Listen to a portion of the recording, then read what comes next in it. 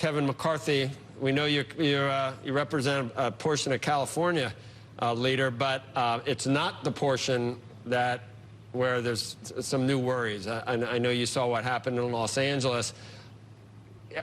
Is it difficult for you to be a half full in that camp at this point with what's happening? It's hard to look at what's happening in Texas and California and Arizona and not be worried and not even question reopening. But are you able to do that and see some things that are optimistic?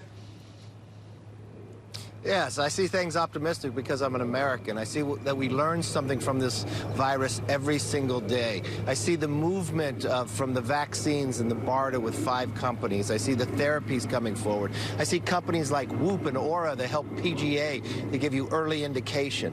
What I found in this process is we need to continue to focus on those who are most vulnerable. When I look so much about the home care, the elderly care, being able to provide there, but now we're looking at younger people. And remember what we're coming off of, a double phase here. We phased in the openings and we knew something like this could happen, but maybe not to this extent. The bars, but also compounded on that, the protest.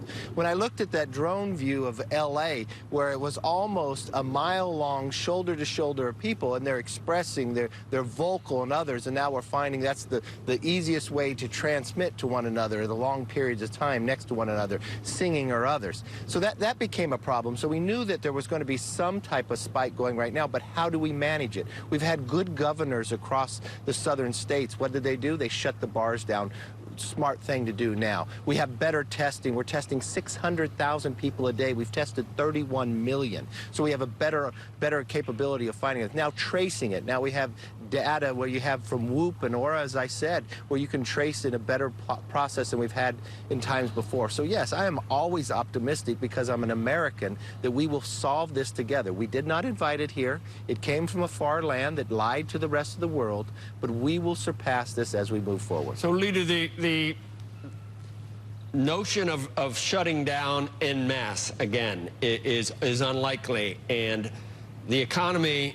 A lot of people say it's got to reopen, but the deaths are way down. We're seeing some of the lowest numbers for deaths, but we just had Dr. Scott Gottlieb on saying that there will be an increase in deaths eventually as it moves from some of the younger people that have it in Texas or they've contracted it in Texas, Arizona, and elsewhere, and it will move to more vulnerable people, and we'll see that go up again. But you don't think there will be another closing phase, a large closing phase of the economy anywhere? No, because I think we've learned from this. You go for the most vulnerable. We have better data. We have better testing. We have better tracing. We have better therapies for it. You look what Gilead's been able to do with their drug. You look at what's coming forward from our vaccines and others. I do not believe a shutdown complete of the economy is a smart thing to happen overall for our health and others. We know to look at the most vulnerable. We know to shut down the bars. That doesn't mean maybe 100% of everything's open, but in those places that people will not keep social distancing, we've got to make sure we have protections there. Andrew? Hey, Leader, given the trillions of dollars that we're spending, taxpayer money that we're spending, do you think that the administration and, frankly, Washington needs to do a better job of promoting the use of masks, of making sure that bars and other spaces aren't used during this time? It just seems to me, when you think about trying to use money efficiently and not wasting money, it's one thing, and I give everyone in Washington a lot of credit for trying to solve as much of this health crisis as they can with the money, which you can't really ultimately solve a health crisis with money. But it doesn't seem that we're doing the right thing on the health side at the same time to make it efficient and make it work.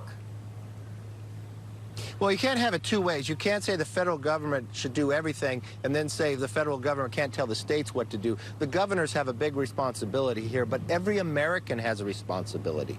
They should wear a mask. We've learned now that, yes, it doesn't transfer as greatly onto materials or plates or others as many thought from the very beginning. And that's what I say when we learn something new every day. We learn that the droplets from individuals, that you're more likely, a cough or a sneeze. That's why a mask is so important. If you fly today, everybody on there is wearing a mask. As I go to the store, I wear a mask, but I don't see everyone. In California, the governor has said everyone to wear a mask. So I think this is the appropriate place that we should be. If you cannot social distance, you need to be wearing a mask, and you need to be respectful to one another. You continue to wash your hands. Do not touch your face. These are things that we have said, but I think from a standpoint, some people thought maybe we were past this.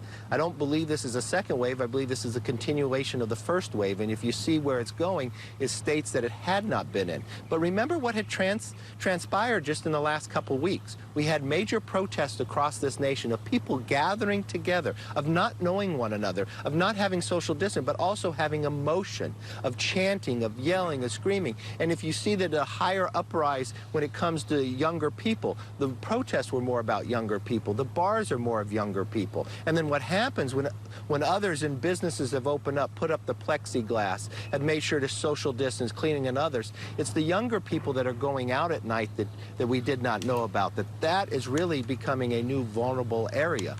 But remember what also we have. Greater testing, 600,000 people a day. So there's no question if you need a test, you're able to get it. We get greater response from the test, greater accuracy, greater treatment to identify earlier. You have many wearables that you can have early indication so that person doesn't come into work to make other people sick as well. So we got to run later. Just real quickly, do you think that the economy is at a point where we're not going to need to replenish all these programs or to extend all these programs or to find some new programs? Are you against that at this point? Well, if you look at the unemployment insurance, the addition of the federal government, it's really hurting the small businesses, especially restaurants and others, when people are making more money being off work than on work. We need the incentive to go back to work. But we need liability protection because that's hurting child care from opening up. That's hurting from schools and others that are going to be sued. So we need the liability protection going forward. And then we should pinpoint, are there areas and industries that need more help? Make sure that supply chain comes back to America. You know, USMCA is going into effect. This is a great opportunity not to move your business from China to Vietnam, but move it back to North America. Yeah. You'd be smarter in the long run and stronger. All right, Leader McCarthy, we appreciate it. Thank you. Looks like you visited a hair place. I'm going to go today. I'm going to venture out and have this. We opened up earlier in California. You did. I'm going to have this retrofitted. They sort of move it around a little bit, and I think maybe if we put it all the way around, it might work. Thank you.